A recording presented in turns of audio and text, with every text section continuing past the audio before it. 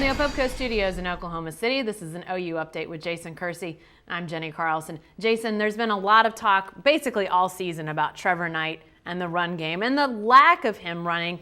We saw him run a little bit more against TCU in that loss, but then again, it was really cut back in the Texas game. Bob Stoops says he'd love to see him run too, but health is an issue. This is a really delicate balance, isn't it? Yeah, it really is, because with Trevor, you do have to worry about health, because behind him you have Cody Thomas, who I don't think they're comfortable giving the full reins of the offense to yet, and then Justice Hansen, a true freshman. Now, if Baker Mayfield was eligible, things might be different. They might be more willing to risk that, but without him eligible, I don't think they view it as worth the risk, even though he adds so much to the offense with his legs. Yeah, definitely so. Well, Trevor Knight was asked earlier this week about not keeping the ball more when the zone read is called. Here's what he had to say about that.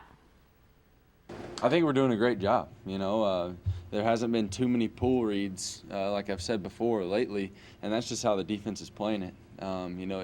It's still in the game plan. It's still there.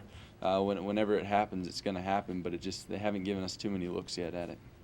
Well, obviously, Trevor got the message early in the year about he has to stay safe, and I have to imagine with, as you said, Mayfield not getting eligible, that's still in his mind. Is that part of this whole equation, or are they just not calling the zone reads as much? Well, I think that they're calling it. I also think there are some plays that are designed to look like zone reads that aren't zone reads, and those are kind of hard to tell for people who don't understand the game specifically like that, myself included. So I think it's sort of a combination of both, but I definitely think his health is the biggest issue when it comes to Trevor Knight not running with the ball. I compared it to it's almost like they don't want to turn him into Zach Robinson. Yeah. A guy who early in the seasons, every year looked like a dynamic running quarterback, and by the end of the year, he was a shell of himself. I think they're trying to avoid turning him into that. So maybe as the season goes on, they'll use it more, but right now I just think they're worried about it. Lastly, what does he have to do to be more effective? Because I think that's really the heart of the issue. He's so effective when he runs it. It makes his passing game better because he's so dangerous with his feet. How does he become more effective, or does Oklahoma just kind of have to deal with it until maybe it is a little later in the season?